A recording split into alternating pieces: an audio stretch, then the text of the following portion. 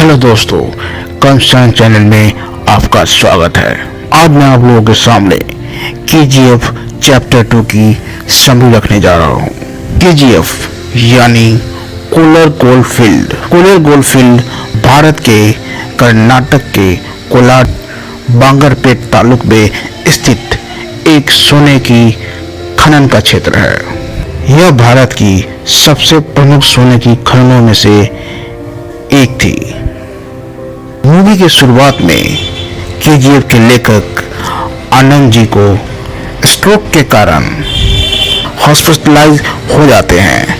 इससे जो जर्नलिस्ट जो उनका इंटरव्यू ले रहे थे वो निराश हो गए, क्योंकि पिछले दिन इंटरव्यू के कारण इतने दिन से KGF की कहानी जो एक राज थी वो पता चलने वाली थी, लेकिन वो कहानी अधूरी रह गई थी।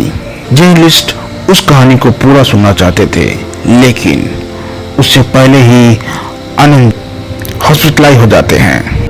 हॉस्पिटल में मौजूद आनंद जी के छोटे बेटे विजय कहानी सुनाने के लिए तैयार हो जाते हैं। आनंद जी की कहानी KGF चैप्टर 2 ढूंढकर कहानी सुनाना वहीं से शुरू कर देता है। KGF चैप्टर 1 में मेन विलेन गरुड़ा की मौत के बाद बड़े बड़े गैंगस्टर राजेंद्र देसाई, रूपांजल एंड्रयू और कमाल गरुड़ा का छोटा भाई विराट का राज अभिषेक करने के लिए इकट्ठा हुए थे, लेकिन उस मीटिंग में विराट की जगह रॉकी यानी यश पहुंच गया था।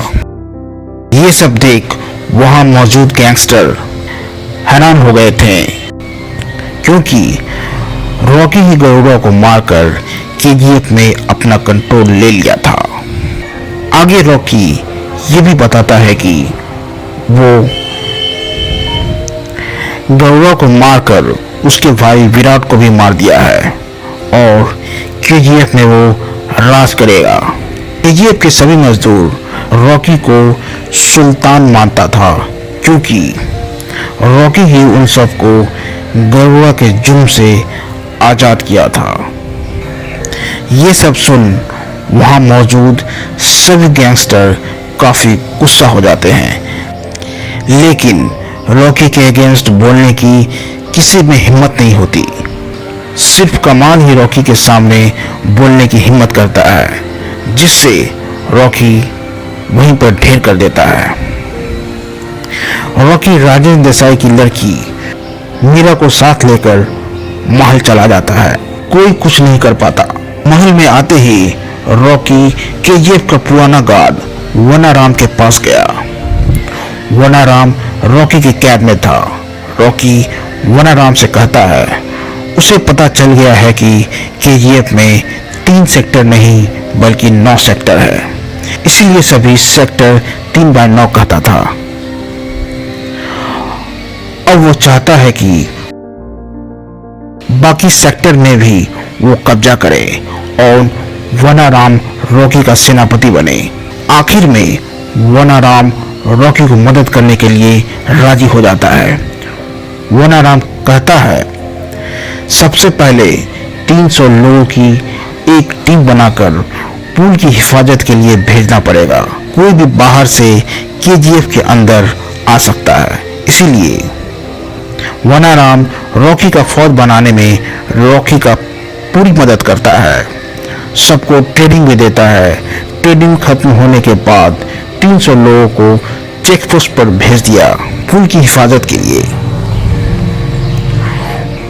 उन लोगों में एक युवा फलवान भी था, जो कि रॉकी के लिए अपनी जान भी दे सकता था। रॉकी ने फिर से गैंगस्टर को बुलाया और सबके सामने इतने दिन से छुपाया हुआ 9 गोल्ड माइंस ब्लास्ट कर खोल दिया और सबको मिलकर काम करने के लिए न्योता दिया। लेकिन रॉकी के जाने के बाद सभी गैंगस्टर रॉकी को खत्म करने का प्लान बनाता है।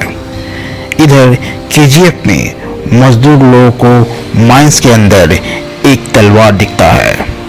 जिसे देखकर सभी काम करना बंद कर देते हैं। रॉकी के इसका कारण पूछने पर वनाराम ने बताया कि ये तलवार अधीरा का है। अधीरा वॉकिंस के विचारधारा में विश्वास रखता था और वो बहुत क्रूर था।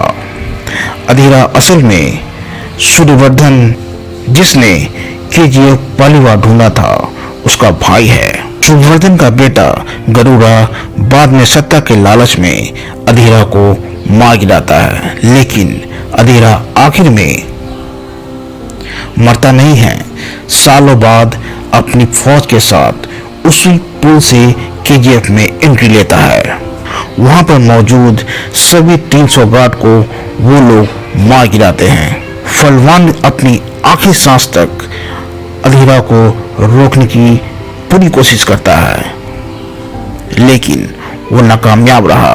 फिर अंदर आकर राजेंद्र देसाई का मर्डर कर देता है, क्योंकि रॉकी को केजीएफ के अंदर कोई नहीं मार पाएगा, इसीलिए उसको केजीएफ के बाहर निकालना पड़ेगा और रॉकी की गर्लफ्रेंड मीरा के जरिए ये काम हो सकता है। एंड्रू का ये प्लान काम कर जाता है। अपने पापा की खबर टीवी पर देखकर मीरा तुरंत केजीएफ से निकल पड़ती है ताकि वो पापा को आखिरी बार देख सके। यस भी ये खबर जानकर मीरा को वापस लाने चला जाता है, लेकिन रास्ते में मीरा को अधीरा का सेना उसे पकड़ लेता है। इससे पता चल जाता है कि एंड्रू ही अधीरा को बुलाया है रॉकी को मारने के लिए। रॉकी भी मीरा को बचाने के लिए अधीरा के पास पहुंच जाता है और उसका आधा सेना को खत्म कर देता है, लेकिन अधीरा रॉकी को दूर से ही शूट कर देता है और उसे छोड़ देता है ताकि रॉकी की पूरी सेना का मनोबल टूट जाए। रॉकी को वापस महल लाया जाता है और उसका ट्रीटमेंट भी स्टार्ट किया जाता है। रॉकी बच जाता है। इधर एंड्री और सेठी मिलकर रॉकी के सभी पार्टनर को मार गिराता है और अधीरा बाहर से केजीएफ को सीज कर देता है। इससे केजीएफ और रॉकी फिर से सभी सोना और पैसा लेकर केजीएफ से चला जाता है। इससे केजीएफ में मौजूद सभी लोगों को लगता है कि अब कोई उम्मीद नहीं है। वहीं कुछ और लोगों को लगता है कि वो वापस जरूर आएगा और उन्हें अधीरा के अत्याचार से बचाएगा। रॉकी भागता नहीं बल्कि दुबई का एक डॉन इनायत खलील से गोल्ड का बिजनेस पार्टनरशिप किया और उनसे आधुनिक हथियार खरीदकर वापस आया। वापस आकर उसके खिलाफ जो भी गैंगस्टर था सभी को मार गिराया और आधुनिक हथियार के साथ अधीरा का पूरा गैंग को तहस नहस कर दिया। अधीरा को भी घायल कर दिया, लेकिन उसकी जान बख्श दिया। अधीरा घायल हालत में वापस आ गया और रॉकी को जान से मारने का इंतजार करने लगा। रॉकी एंड्रू और अधीरा को छोड़कर सभी कंपटीटर को मार देता है। रॉकी केजीएफ को फिर से रिक्रिएट करना स्टार्ट कर देता है। 4 साल के अंदर केजीएफ को एक मॉडल सिटी में तब्दील कर देता है। फिर इंडिया में सरकार भी बदल जाता है। नई पीएम रमिका सेन सत्ता में आती है। रमिका सेन काफी ईमानदार पीएम थी, इसीलिए सीबीआई के ऑफिसर माधवन, जो इतने दिनों से केजीएफ की मिस्ट्री सॉल्व करना चाहता था, वो जाकर पीएम से मिलता है और केजीएफ में होने वाली माफिया राज और रॉकी के अगेंस्ट स्टेप लेने की मांग करता है। इतने दिन से सरकार केजीएफ में दखल अंदाज नहीं करता था, क्योंकि अब तक गुरु मंडियान की सरकार देश में था और गुरु को केजीएफ से मोटी कमीशन मिलता था। गुरु के साथ रॉकी का कनेक्शन भी बहुत स्ट्रांग था। अब नई सरकार सीबीआई से मिलकर रॉकी के केजीएफ के बाहर सभी जगह रेड करता है, सभी वेयर हाउस को सीज कर देता है। इससे रॉकी के बिजनेस में काफी प्रभाव पड़ता है। एक दिन रॉकी को पता चलता है कि पुलिस बेंगलोर में स्थित वेयर हाउस में पुलिस ने रेड किया था, लेकिन उसे सिर्फ एक गोल्ड बिस्किट मिला, बाकी के माल को हटा लिया गया था। रॉकी ये सुनकर काफी गुस्सा हो जाता है। एक गोल्ड बिस्किट लाने के लिए वो अकेले ही मशीन गन के साथ पूरे पुलिस स्टेशन को उड़ा देता है। इससे सरकार भी काफी स्ट्रिक्ट हो जाती है। पीएम ने रॉकी को मारने का ऐलान टीवी पर कर दिया। रॉकी ये सब सुनकर प्लान बनाता है और कुछ दिनों के लिए गोल्ड का पूरा बिजनेस और स्मगलिंग बंद कर देता है। इससे एंड्रयू और इनायत खलील को बहुत दिक्कतों का सामना करना पड़ता है। रॉकी उनके साथ भी बिजनेस करता था। फिर एंड्रयू अधीरा के पास जाकर मदद मांगता है और रॉकी को खत्म करवाना चाहता है। एक दिन रॉकी पीएम के ऑफिस में आकर खुद को सरेंडर करने की मांग करता है, लेकिन पीएम के बाकी कैबिनेट इस प्रपोजल को इनकार कर देता है, क्योंकि पीएम पार्टी का हर मेंबर रॉकी से काफी मोटा कमीशन लेता। पीएम इससे गुस्सा हो जाती है और सिस्टम से बाहर आकर रॉकी को खत्म करना चाहती है। रॉकी पीएम को उन्हीं के जगह पे उन्हें नीचा दिखाकर वापस केजीएफ लौट जाता है। वापस आने पर पता चलता है कि उसकी गर्लफ्रेंड प्रेग्नेंट है और रॉकी बाप बनने वाला है। लेकिन उसी समय अधीरा अपने आर्मी के साथ केजीएफ पर हमला कर देता है और मीरा को गोली मार देता है, जिससे रॉकी आग बबूला हो जाता है और अधीरा के साथ एक घमासान फाइट होता है। आखिर में रॉकी अधीरा को मार देता। उसी हालत में एक गन लेकर पार्लियामेंट में घुस जाता है और गुरु पांड्यान को मार डालता है। उसे आखिर में पता चल जाता है कि गुरु पांड्यान ही केजीएफ के हर मेंबर को एक दूसरे से लड़ाने वाला आदमी था। उसी ने ही गरुड़ा को अधीरा को मारने के लिए प्लान किया था। वही बाद में रॉकी को मारने के लिए अधीरा का मदद किया था। रॉकी को केजीएफ का रास्ता दिखाने वाला ही गुरु पांड्यान ही था। ये केजीएफ में सभी को आपस में लड़ाकर बाद में अकेले मजा लेना चाहता था।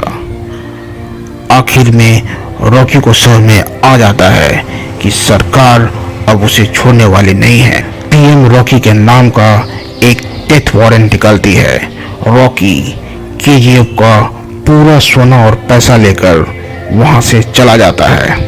पीएम रॉकी को मारने के लिए आर्मी, एयरफोर्स और नेवी को पूरा पावर दे देता है। आर्मी केजीएफ में रहने वाले सभी लोगों को वहां से निकाल देता है और एयरफोर्स केजीएफ को मिसाइल से उड़ा देता है और आखिर में जहाज में पूरा सोना और पैसा लेकर इंडियन नेवी के सामने पहुंच जाता है, जहां पर मिसाइल से रॉकी का जहाज उड़ा देता है।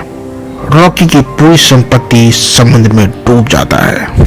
रॉकी ने अपनी मां से जो वादा किया था वो उसने पूरा किया कि एक दिन वो दुनिया का सारा सोना उनको ला कर देगा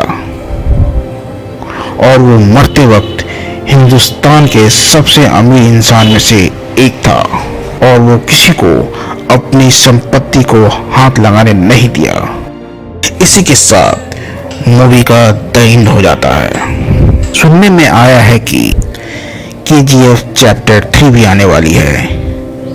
मैं आप लोगों को इसके लिए भी अपडेट्स देता रहूंगा। अगर मेरी समरी आपको अच्छी लगी है तो इसे लाइक्स और सब्सक्राइब जरूर कीजिएगा। धन्यवाद।